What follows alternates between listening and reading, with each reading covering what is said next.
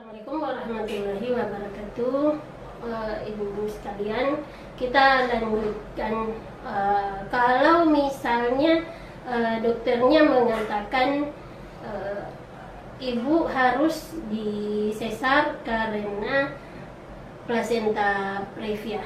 Nah, langsung saja setuju dengan saran daripada dokternya, karena plasenta previa itu suatu kondisi di mana ari-ari janin itu ada di bagian bawah jalan lahir. Jadi kalau misalnya ini adalah rahim, ini adalah pintu bawah rahim atau bagian bawah rahim, ari-arinya itu pas berada di atas mulut rahim ini, dan itu menghalangi jalan keluarnya bayi, sehingga memang harus disesar, karena kalau dibiarkan risikonya perdarahan. Kalau ibu mengalami perdarahan, risikonya kan ibu harus ditransfusi, mana lagi nyawanya akan terancam. Jadi ketika dokternya mengatakan plasenta previa, harus setuju ya untuk dioperasi. Apalagi kondisi yang harus segera dioperasi. Maksudnya satu-satunya cara untuk melahirkan adalah dioperasi, yaitu ketika berat bayi ibu sangat besar.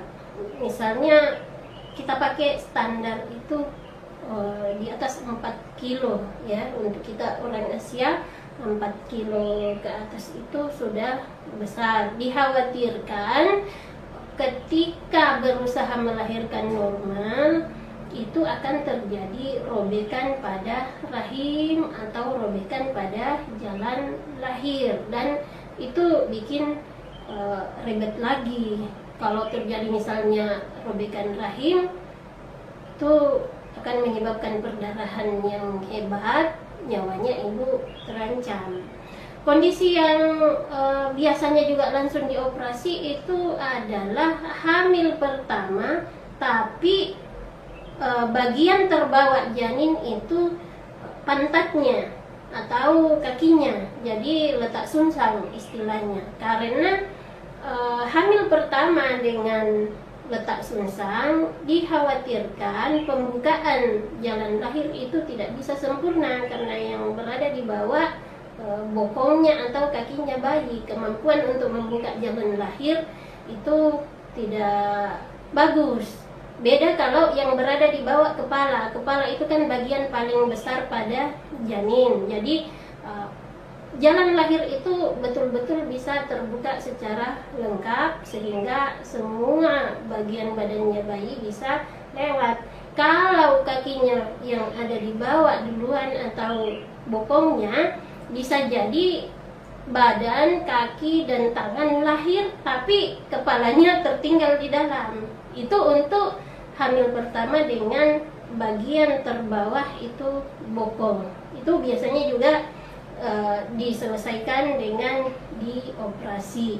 Kemudian selanjutnya yang mutlak harus dioperasi adalah bila bayinya letaknya melintang di dalam rahim. Karena kenapa?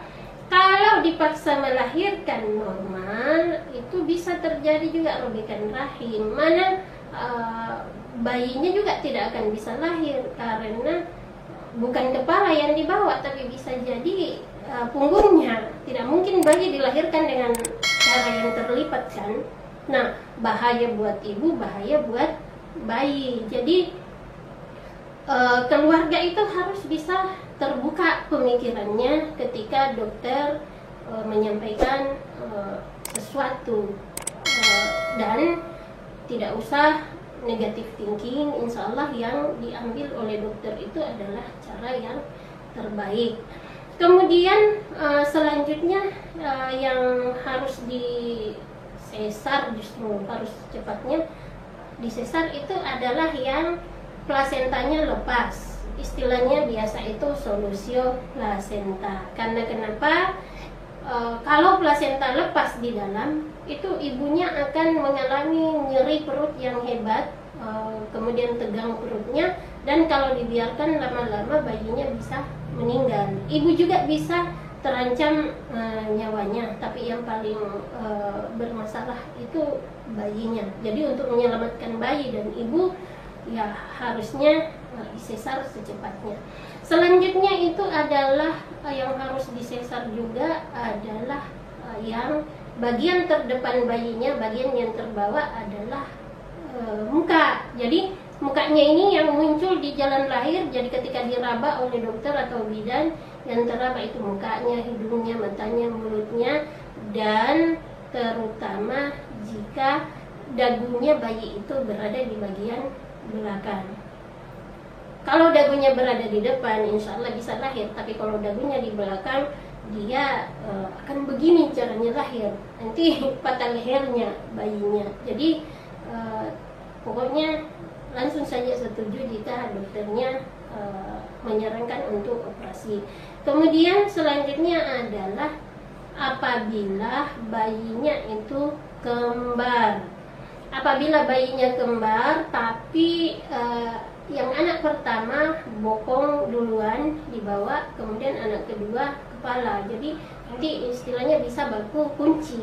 Itu teorinya ya, bisa baku kunci. Tapi wallahu alam mungkin tidak juga. Tapi lebih bagus dipertimbangkan untuk operasi. Kemudian yang harus secepatnya juga dioperasi adalah keracunan kehamilan. Jadi kalau ibunya tensinya 160, 180, itu dikhawatirkan dalam 12 jam ke depan ibunya kejang-kejang. Bahayanya itu bisa mengancam nyawa ibu dan bayi. Nah, cara cepat untuk melahirkan karena keracunan kehamilan itu disebabkan oleh plasenta bayi. Cara cepat untuk mencegah komplikasi yang lebih lanjut dari keracunan kehamilan itu adalah lahirkan bayinya cepat, dan tidak mungkin hanya plasenta yang dilahirkan, harus dengan bayi. Cara melahirkan paling cepat itu ya dengan disesar, walaupun ada juga dokter yang tidak mau kalau pasiennya disesar. Kemudian selanjutnya gawat janin. Kalau denyut jantung bayi itu di atas 160 kali per menit, itu sudah ciri-ciri mengarah ke gawat janin. Kalau sudah diberikan obat, diberikan perlakuan khusus, denyut jantungnya tidak turun, itu artinya harus segera dilahirkan bayinya dengan dioperasi. Jadi jangan fobi dengan operasi. Saya juga tidak menganjurkan setiap melahirkan operasi. Saya tidak suka operasi. Cuma saya harus memberikan penjelasan kondisi-kondisi apa saja yang harus ibu-ibu itu harus segera disesar, dioperasi sesar untuk melahirkan anaknya. Ini tadi ya.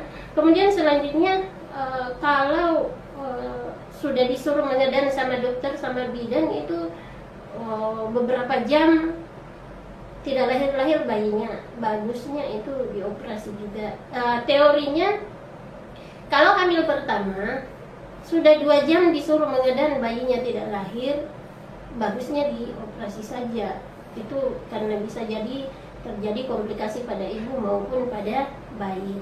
Kalau sudah hamil kedua ke atas, itu dari mulai disuruh mengedan sampai lahir bayinya harusnya hanya makan waktu 1 jam. Tapi kalau sudah lebih dari 1 jam tidak berhasil, lebih baik diskusikan dengan dokternya untuk dioperasi. Semoga ibu-ibu sekalian dan adik-adik sekalian yang lagi hamil, mau melahirkan, atau keluarganya mengalami kehamilan tidak pusing lagi kondisi-kondisi apa saja yang harus dipersiapkan ya. Langkah-langkah apa saja yang harus dipersiapkan untuk menyambut kelahiran si kecil. Sekian, assalamualaikum warahmatullahi wabarakatuh.